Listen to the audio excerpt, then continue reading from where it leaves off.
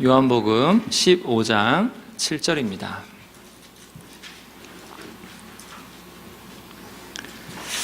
요한복음 15장 7절.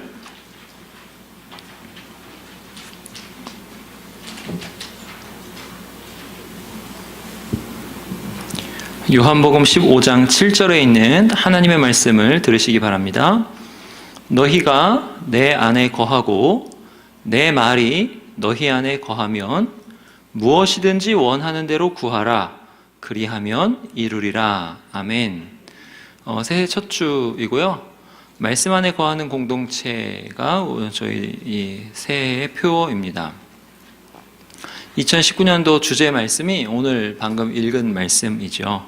그리고 1월 암송 말씀이에요. 한번 외워볼까요? 너희가 시작. 너희가 내 안에 거하고 내 말이 너희 안에 거하면 무엇이든지 원하는 대로 구하라. 그리하면 이루리라. 감사하죠. 아는 말씀이 암송 말씀이야. 이 말씀을 외우는 사람 참 많아요. 근데 이 말씀의 풍성한 의미를 다 이해하고 있는가 했을 때는 그렇게 많지 않은 것 같습니다. 오늘 이 말씀의 의미를 조금 더 풍성하게 이해하는 게 오늘 말씀의 목적이에요. 우리 하나하나 살펴볼까요? 먼저 너희가 내 안에 거한다, 나의 말이 너희 안에 거한다는 말씀이 무슨 뜻일까? 너희가 내 안에 거한다 라는 말씀과 나의 말이 너희 안에 거한다 하는 말씀은 이 앞에 15장 1절에서 4절을 보아야 알 수 있어요. 우리 한번 가볼까요? 바로 앞에 15장 1절에서 4절 보세요. 나는 참 포도나무요 내 아버지는 농부라. 무릇 내게 붙어 있어 열매를 맺지 아니하는 가지는 아버지께서 그것을 제거해 버리시고 무릇 열매를 맺는 가지는 더 열매를 맺게 하여 그것을 깨끗하게 하시느니라.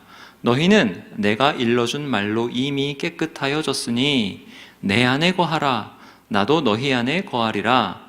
가지가 포도나무에 붙어 있지 아니하면 스스로 열매를 맺을 수 없음 같이 너희도 내 안에 있지 아니하면 그러하리라. 여기 보면 예수님께서 당신님 자신을 가리켜서 나는 참 포도나무라 말씀하십니다. 그러므로 우리가 예수님 안에 거한다라는 말씀은 4절에 나온 대로 우리가 포도나무의 가지로서 예수님에게 붙어 있다라는 의미죠. 우리 이 말씀 어떻게 이해하죠? 이 말씀 어떻게 이해하냐면, 그래, 예수님께 붙어 있어야 돼. 예수님께 붙어 있어야 나무로부터 영양분이 올라오고 수분도 올라와서 그래야지만 열매를 맺을 수가 있어. 그러니까 열매를 맺기 위해서는 예수님께 붙어 있어. 이렇게 이해합니다. 물론 맞는 말씀이에요. 그런데 예수님께서 이 말씀을 하신 그 본의는 훨씬 깊어요. 훨씬 깊은 말씀이에요. 예수님께서 당신님 자신을 가리켜서 그냥 포도나무가 아니라 어떤 포도나무를 하세요? 참 포도나무라 하십니다. 참 포도나무라는 말씀에서 우리는 어떻게 생각해야 되냐면 예전에도 포도나무가 있었나? 그 포도나무들은 그러면 참 포도나무가 아니겠네? 참 포도나무가 아니면 예수님 이전에 있었던 포도나무는 무엇이고 어떤 포도나무지? 이렇게 생각해 보아야 하는 거죠. 예수님 말씀의 깊이가 깊습니다. 예수님께서 당신님 자신을 가리켜서 참 포도나무라고 하신 것을 유대인들이 들었잖아요. 유대인들은 그걸 듣고 바로 포도나무? 이스라엘 나라? 이렇게 생각했어요. 우리는 예수님께서 우리에게 비유로 말씀하실 때 너무 쉬운 언어로 말씀하셔가지고 예수님을 대학자로 여기지는 않아요. 참 애석한 거예요. 우리는 누구보다 예수님을 대학자로 여겨야 됩니다. 예수님은요, 그 누구보다 권위 있는 성경학자예요. 구약의 선생님이십니다. 누구보다 지적인 능력이 탁월하시고요. 그만큼 구역의 본의를 잘 파악하셔가지고 온전히 이해하신 분이에요. 그리고 그것을 다 우리에게 가르쳐 주셨는데 아주 쉬운 말씀으로 가르쳐 주시는 거죠. 그분이 당신님 자신을 가리켜서 포도나무라 하시면서 그냥 알기 쉽게 이스라엘 땅에 포도나무 많네? 눈에 많이 보이니까 그냥 포도나무다 이렇게 하신 게 아니에요. 그거는 예수님을 좀 무시하는 거예요.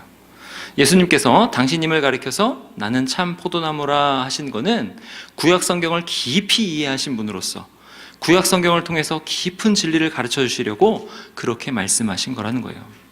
구약 성경에서요, 포도나무는 이스라엘 나라를 가리킵니다. 우리 시편 80편 볼까요? 자, 확인해 봅시다. 시편 80편입니다. 시편 80편 862쪽에 있어요. 구약 862쪽 시편 80편 8절이에요. 시편 80편 8절 보세요. 자, 저희 보시면 이렇게 말씀하시죠. 주께서 한 포도나무를 애굽에서 가져다가 민족들을 쫓아내시고 그것을 심으셨나이다. 주께서 그 앞서 가꾸셨으므로 그 뿌리가 깊이 박혀서 땅에 가득하며 그 그늘이 산들을 가리고 그 가지는 하나님의 백향목 같으며 그 가지가 바닥까지 뻗고 넝쿨이 강까지 미쳤거늘 이렇게 말씀하죠. 자, 여기 보면 주께서 하나님께서 한 포도나무를 애굽에서 가져다가 민족들을 쫓아내고 심으셨다 그래요. 여기 주님은 누구예요? 여호와 하나님이세요. 그러니까 오늘 본문에서는 나는 참 포도나무요 내 아버지는 농부라 하신 그 하나님 아버지, 농부 하나님이죠. 그 농부 하나님이 애굽에서 한 포도나무를 가져다가 심으셨어요. 근데 그 포도나무는 뭐예요? 우리가 다 알듯이 애굽에서 구원하여 내신 이스라엘 백성들, 이스라엘 나라를 뜻하죠. 그 나라는 다윗과 솔로몬 시대의 전성기를 구가하죠. 그래서 마치 백향목이 쫙 뻗어서 위로도 자라고 옆으로도 자라는 것 같이 뿌리가 땅에 깊이 박히고 그 가지가 사방으로 힘차게 뻗어요. 11절에 보니까 바다 이렇게 나오죠. 가지가 바다까지 뻗는데 이 바다는 이스라엘 영토를 가리키는 그런 말인데 지중해를 뜻해요. 지중해. 그리고 강, 이거는 유브라데 강을 뜻합니다. 그래서 강부터 바다까지는 이스라엘 나라의 전성기 시절의 영토를 뜻해요. 그렇게 이스라엘이 번성하였다 이런 뜻이에요. 포도나무, 아 이스라엘이구나. 그런데 그렇게 번성한 포도나무 같았던 이스라엘이요 처참한 신세가 돼요. 12절 보세요. 12절 주께서 어찌하여 그 담을 허시사 길을 지나가는 모든 이들이 그것을 따게 하셨나이까. 숲속에 멧돼지들이 상해하며 들짐승들이 먹나이다. 만군의 하나님이여 구하옵나니 돌아오소서. 하늘에서 굽어보시고 이 포도나무를 돌보소서. 주의 오른손으로 심으신 줄기요 주를 위하여 힘있게 하신 가지니이다. 그것이 불타고 배임을 당하며 주의 면책으로 말미암아 멸망하오니. 자, 12절에 나온 대로 지나가는 사람들이 포도나무를 막 탈취합니다. 이건요 이방 민족이 이스라엘 나라를 침략해서 이스라엘 나라를 불태우고 막 이렇게 베었다 그러죠. 전쟁 때에 성을 무너뜨리고 집들이 불타고 사람들이 칼에 배임을 당하는 그런 이미지죠. 그렇게 당했습니다. 그렇게 심판을 당하고 이스라엘 나라는 멸망했죠. 그런데 여기 포도원으로 나오는 이스라엘 나라가 왜 그렇게 되었을까요? 왜 그렇게 멸망했을까요? 바로 열매를 맺지 못했기 때문에 그래요. 열매를 바르게 맺지 못했기 때문에, 그 말은 뭐냐면 좋은 열매를 맺지 못했기 때문에 그래요. 그게 이사야 말씀에 나와요. 우리 이사야 말씀 가볼까요?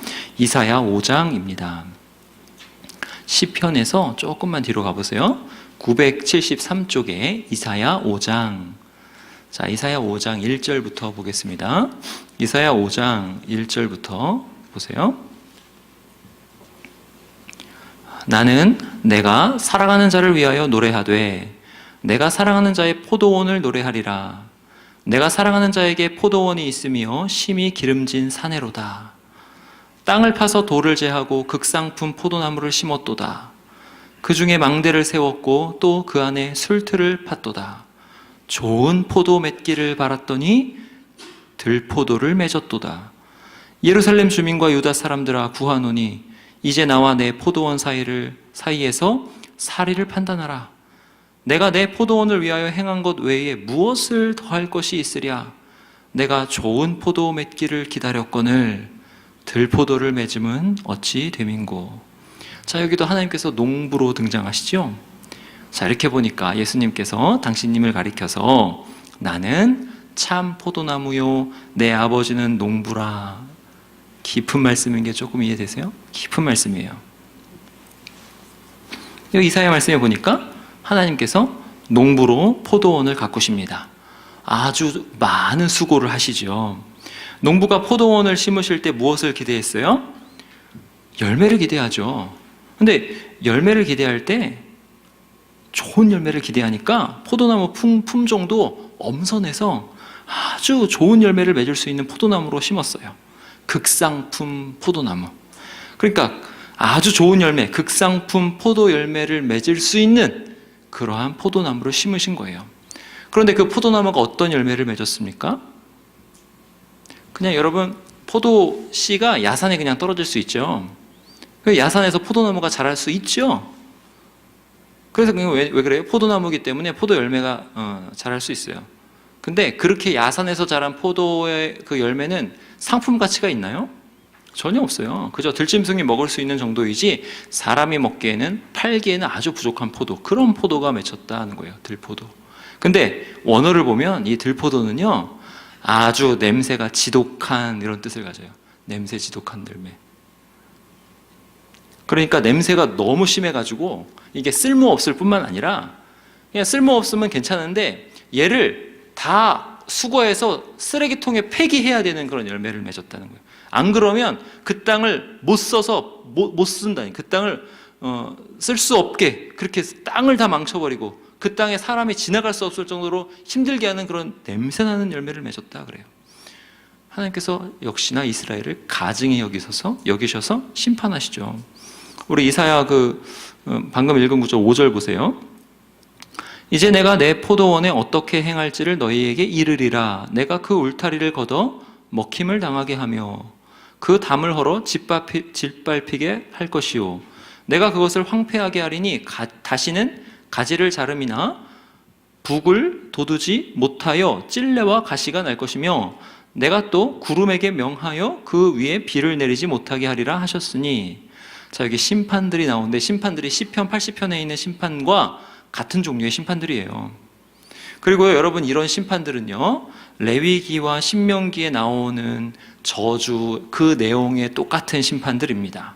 하나님께서 이스라엘 나라를 세우실 때부터 경고하신 내용이에요.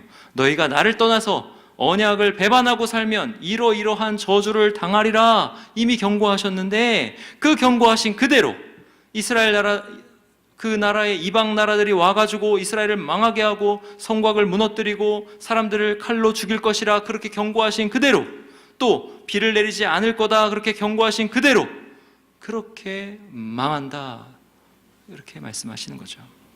왜요? 냄새나는 들포도를 맺었기 때문에. 너희가 냄새나는 들포도를 맺을 때에는 너에게 이렇게 재앙을 당하리라 하셨는데 그대로 이루어진 거예요. 7절 보세요. 무릇 만군의 여호와의 포도원은 뭐래요? 이스라엘 족속이요. 그가 기뻐하시는 나무는, 그러니까 포도나무죠. 나무는 유다 사람이라. 그들에게 정의를 바랐더니 도리어 포악이요. 그들에게 공의를 바라셨더니 도리어 부르짖음이었도다. 자, 여기 보니까 비유가 명확해지죠. 포도원, 포도나무는 뭐예요? 이스라엘 나라, 유다 사람들입니다. 그리고 하나님께서 이들에게 바라셨던 극상품 포도 열매는 뭐예요? 바로 하나님의 정의와 하나님의 공의예요. 하나님의 정의와 하나님의 공의는 뭐예요? 신약의 표현으로 하자면 예수님처럼 의로운 삶을 살게 하는 것, 이거예요. 예수님처럼 의로운 삶을 사는 것.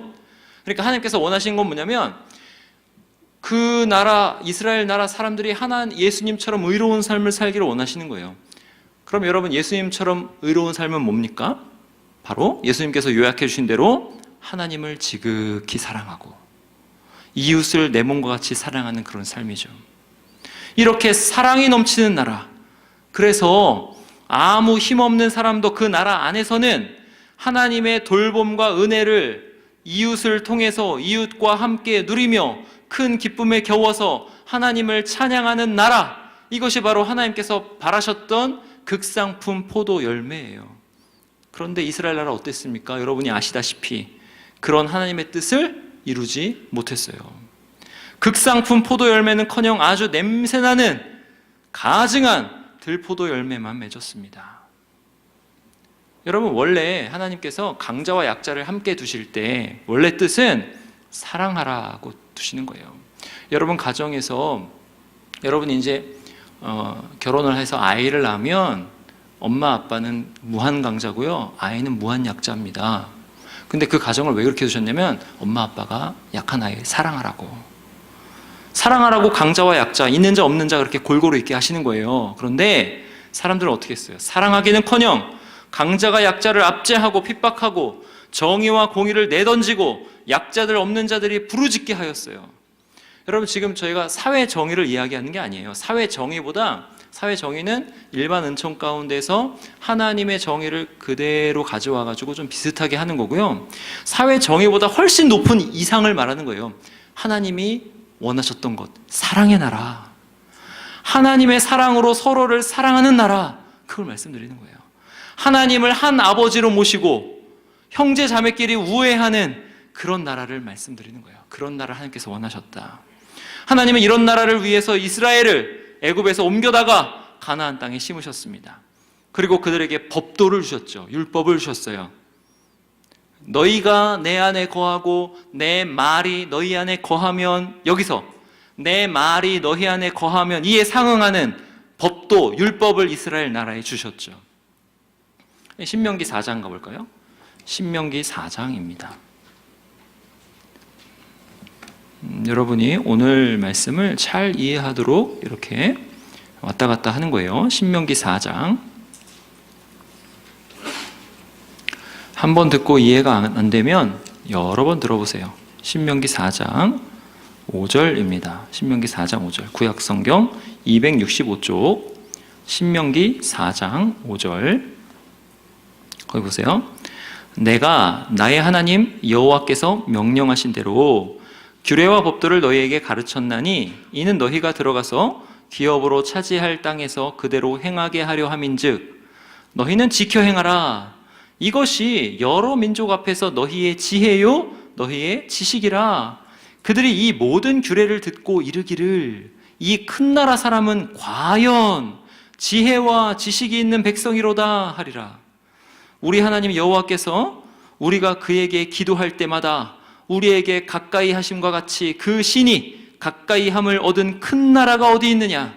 오늘 내가 너희에게 선포하는 이 율법과 같이 그 규례와 법도가 공의로운 큰 나라가 어디 있느냐? 이렇게 규례와 법도를 주신 이유가 뭐예요? 여러 민족이 이스라엘에 대하여 듣고, 이스라엘 그 사랑의 나라에 대하여 듣고 이 큰 나라 사람은 과연 지혜와 지식이 있는 백성이로다, 이렇게 감탄하게 하기 위함이에요. 어떻게 이 나라 사람들은 이토록 서로를 사랑하면서 살까? 어떻게 이 나라 백성들은 가진 자나 못 가진 자나 함께 서로를 이토록 존중할 수 있을까? 어떻게 이 나라 사람들은 그 신 앞에서 어쩜 이렇게 행복해 할까? 와, 진짜 낙원이로구나. 어떻게 이렇게 되었는가 하면서 그 원인을 찾는 거예요. 아, 이 나라 사람들의 법도가 우리랑 다르구나. 이렇게 깨닫고 법도가 다른 이유를 보니까 이들이 섬기는 하나님이 진짜 신이구나. 참으로 공의로우시고 사랑이 넘치는 분이로구나. 이것을 깨닫게 하기 위함이죠. 즉 이스라엘이 포도나무로서 극상품 열매를 맺었을 때 이방 나라들이 그 열매를 맛보고 하나님을 찬양하도록 하기 위해서 하나님께 돌아와서 하나님만이 참 하나님이심을, 참 신이심을 인정하도록 하기 위해서 그렇게 이스라엘 나라를 포도나무처럼 심으신 거죠. 하나님께서는 그렇게 심으시고요, 농부로서 그 안에 다니시면서 그들과 함께 계시고자 하셨어요. 그런데 이스라엘 나라 그 백성들은 다들 치우쳐서 하나님의 법도를 무시하고 냄새나는 행동을 하죠. 냄새나는 들포도 열매를 맺죠. 음란하고 방탕하고 욕심으로 가득해서 폭력을 행사하고 빼앗고 간음을 행하고 약한 사람을 한없이 억울하게 하면서도 뻔뻔하게 나는 하나님을 예배한다, 성전에 들어가서 하나님의 이름을 부르는 그런 지경이 되었습니다. 아주 가증하고 냄새나는 열매를 맺은 거예요. 그래서 하나님께서는 그들의 죄를 낱낱이 드러내시고 심판하시는 거죠. 하나님께서 그들에게 행하신 수고로 볼 때, 농부 하나님의 그 수고로 볼 때 그들의 행동이 너무 망령되고 하나님을 너무 무시하고 하나님을 너무 소홀히 여기고 경홀히 여기는 행동이기에 하나님은 그것을 그냥 두고 보실 수 없으시는 거죠. 이런 뼈아픈 역사가 오늘 말씀의 배경입니다. 이건요, 근데 역사이기도 하고 예수님께서 이 말씀을 하실 때 그 당시에 일어나고 있었던 일이기도 해요. 여러분, 예수님 당시에 어땠습니까? 성전에서 종교 지도자들의 행태, 지난 시간에 말씀드렸어요. 성전은 하나님을 만나러 오는 힘없고 피곤하고 불쌍한 백성들을 하나님 만나게 하는 장소가 되어야 되는데 그들을 오히려 착취하는 장소가 되어버렸다 그랬죠. 그리고 종교 지도자들은 자기들은 손 하나 까딱하지 않고 이거 해라 저거 해라, 이거 하지 마라 저거 하지 마라, 어기면 하나님의 진노가 너네한테 임하니까 네가 가진 재산에서 가축을 드려, 하나님께 드려, 이러면서 이거 해, 이거 하지 마, 이런 목록을 600개가 넘게 가르쳤어요. 그들에게 엄청난 부담을 안겨주고요. 백성들에게 자기들은 앉아서 손 하나 까딱 안 하고 이익을 취하고 있었어요. 이런 현실에서 예수님이 어떻게 하십니까? 그 성전을 심판하시겠다, 폐하시겠다 하시는 거죠. 이 말씀이 마태복음 21장에 나와요. 한번 가보실까요? 마태복음 21장 가보시겠습니다. 마태복음 21장 36쪽입니다. 신약 성경 36쪽 21장 33절부터 읽을 건데 거기 펴놓으시고 21장에 나오는데 그 33절부터 포도원 농부의 비유가 나와요. 근데 마태복음 21장 18절부터 22절 이미 설교했죠? 한번 들어보세요.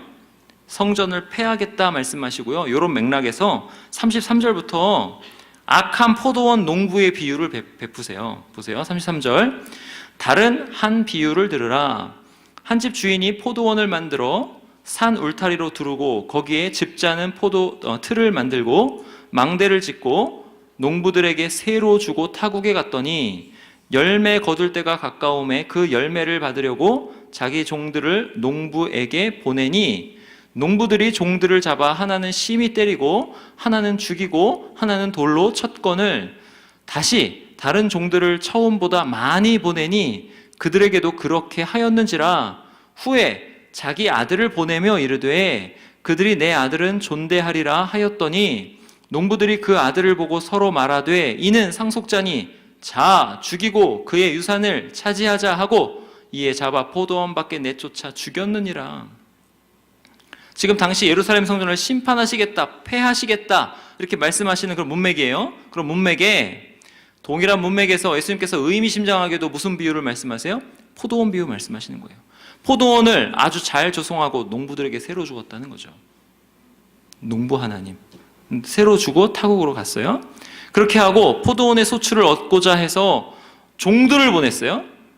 그 종들을 보냈는데 그 포도원을 세내가지고 경작한 농부들이 정당한 열매를 드리지 않고 오히려 종들을 때리고 죽이고 돌로 칩니다.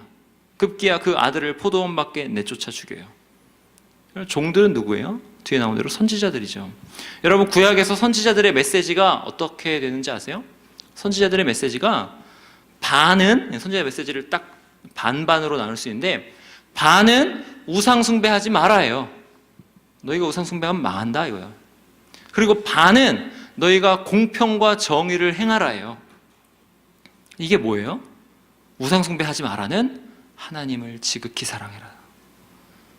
공평과 정의를 행하라 이거는 내 이웃을 내 몸과 같이 사랑해라. 무슨 뜻입니까? 선지자들이 너희 그 극상품 포도 열매를 내야 되지 않겠냐 이렇게 얘기하는 거예요.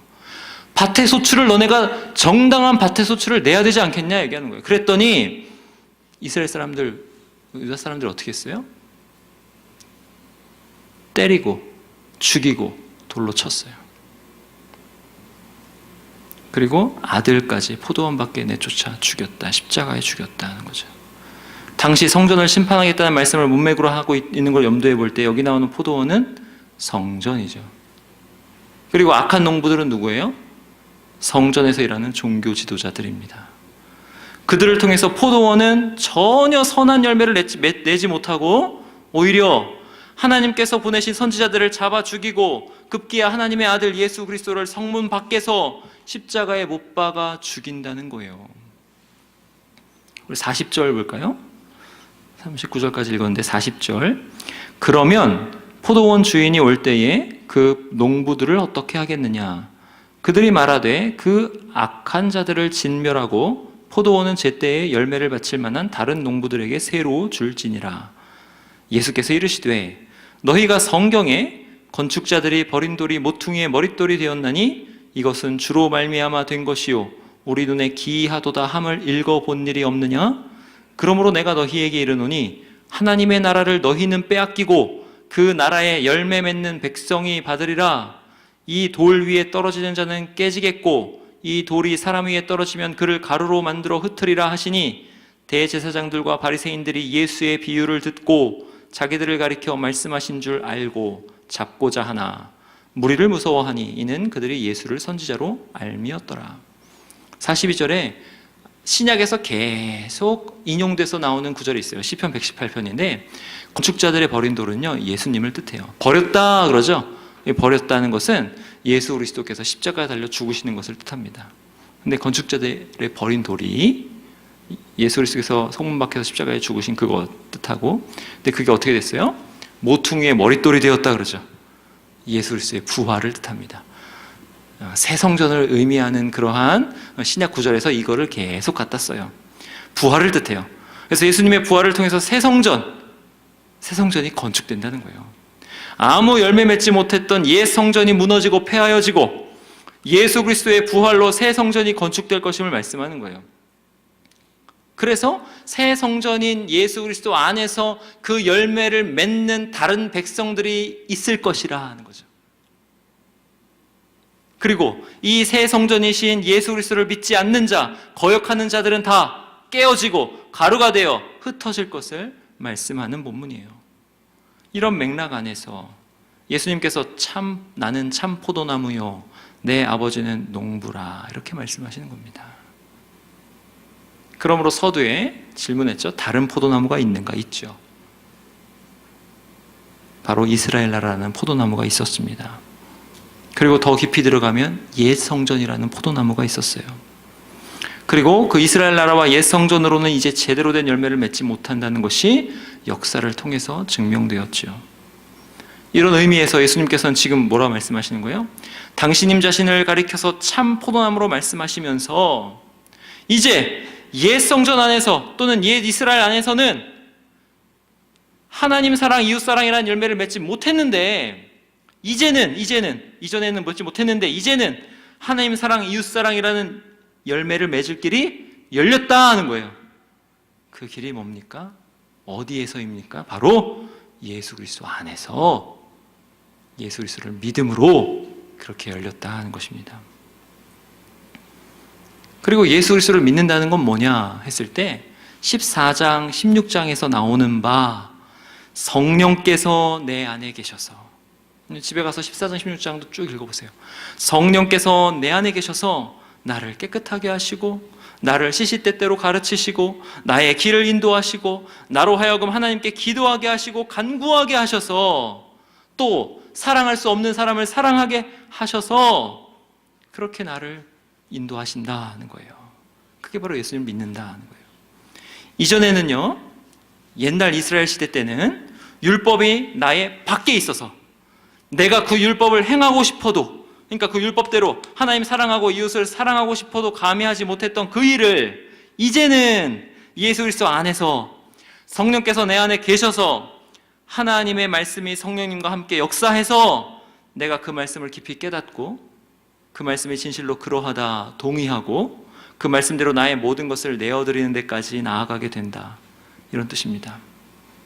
이 모든 일이 예수님을 믿으면 일어나는 일이다, 이거예요. 사랑하는 화성교 청년 여러분, 예수님을 믿는다는 건 그런 것입니다. 어떤 거예요? 내가 믿은 줄 알았는데 돌아보니까 성령께서 나를 믿게 하신 거구나. 내가 스스로 좀 성장하고 깨끗해진 것 같았는데, 그런 줄 알았는데 돌아보니 성령께서 나를 정결하게 하신 것이구나. 성령께서 나에게 신앙인격을 부여하신 거구나. 신앙인격은 뭡니까? 하나님을 믿는 믿음으로 나에게 당면하고 있는 모든 것을 완전히 다르게 해석하는 그런 인격을 부여하시고 성령께서 그 인격이 자라게 하시는구나. 나는 아무 한 것이 없는데, 그죠?